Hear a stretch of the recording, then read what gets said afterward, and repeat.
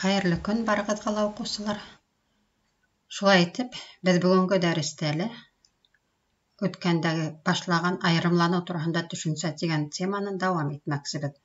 Был безнең икенче дәрес, теманы ныгыту һәм истә калдыру өчен. Һез үткән дәрестә айрымлану нисек барлыкка килә икәнен исегездә калдырдыгыз. Хәзер шуны ныгытып куяйык. Кайһы вакыт һөйләгәндә яки язганда һөйләмдең ниндәйдер дә булһа эйәрсән кисәктәренә игътибарҙы йүнәтеү кәрәклеге килеп тыуырга мөмкин. Бының өсөн уларга логик басым төшөрөп әйтәләр, пауза менән айыралар, уның үҙенә генә хас интонацияһын булдыралар. Һөйләмдәге башҡа киҫәктәрҙән айырылып әйтелгән эйәрсән киҫәктәрҙе айырымланған эйәрсән киҫәктәр тип йөрөтәләр. Иҫегеҙҙә ҡалдырығыҙ. Бындай шарттарға, әлеге 3 шартҡа яуап биргән эйәрсән киҫәктәр һөйләм эсендә айырымланған эйәрсән киҫәктәр тип атала. Һүрәткә иғтибар итегеҙ. Һәм һүрәт бында күрәһегеҙ, балалар көҙгө уңышты йыялар. Хәҙер һүрәт буйынса һөйләм ҡарап үтәйек. Улар, балалар, баҡсалағы алмаларҙы йыйып алдылар. Бында балалар тигән һүҙ айырымланыу булып килә. Алабай, малайҙарҙың яратҡан эте, ярҙамлашырға теләгәндә йүгереп йөрөнө. Малайҙарҙың яратҡан эте бында айырымланыу булып килә. Унда алмағас башында йыйылмай алмалар тороп ҡалды. Алмағас башында бында айырымланыу. Малайҙар өлгөрөп ҡалайыҡ тип ҡабаланып эшләнеләр. Күреп тораһығыҙ, өлгөрөп ҡалайыҡ бында айырымланыу булып килә. Хәҙер һеҙҙең үҙегеҙгә эш. Бындағы картинаға һүрәткә ҡарап 4 һөйләм төҙөргә кәрәк. Балалар урман буйлап ҡайҙалыр китеп баралар. Иғтибар итегеҙ. 4 бала ҡайҙалыр китеп бара. Шул турала һеҙгә 4 һөйләм төҙөргә кәрәк булыр. Үҙ аллы төҙөйһөгөҙ, мин дауам итәм. Айырымланыуҙың яһалышына тағын бер иғтибар итәйек. Нисек яһала икән? Ниндәй юлдар менән яһала икән? Һөйләм киҫәктәренең айырылымланыуына ниндәй ҙә булһа грамматик формала тороуы, йә булмаһа, теге йәки был ярҙамсы һүҙҙәрҙең килеүе шарт.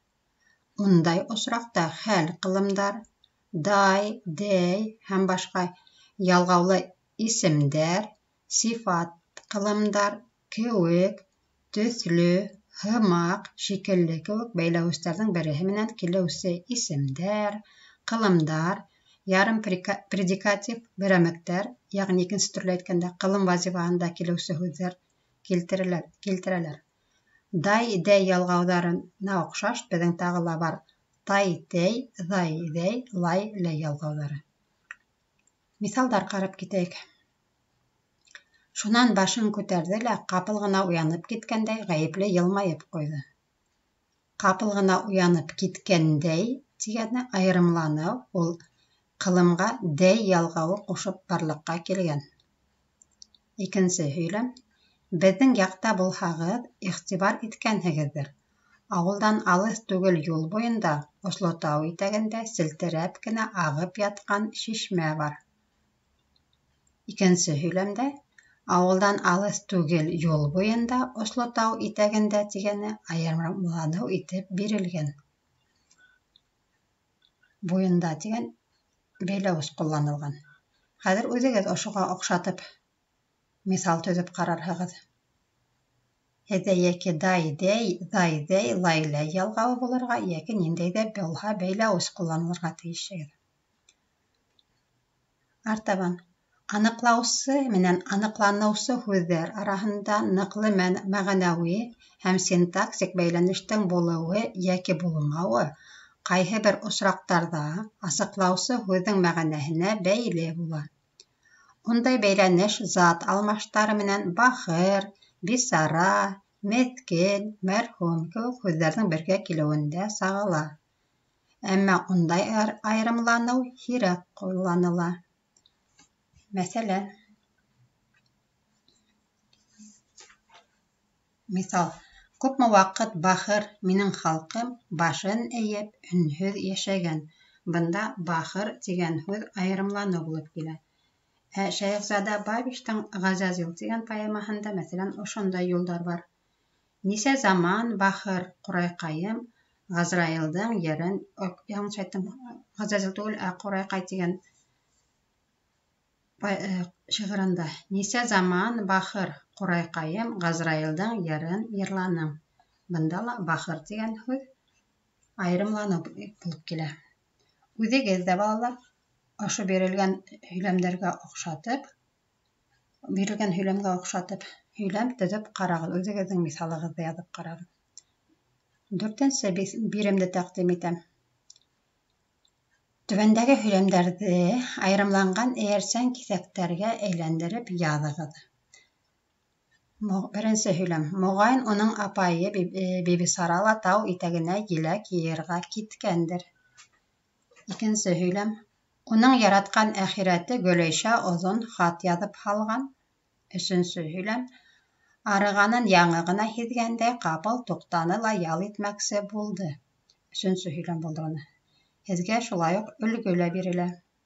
Беҙҙең ауылда йәшәгән тракторсы Ильяс Үтәрбаев яҙғы сәсеү эштәрендә еңеүсе булды.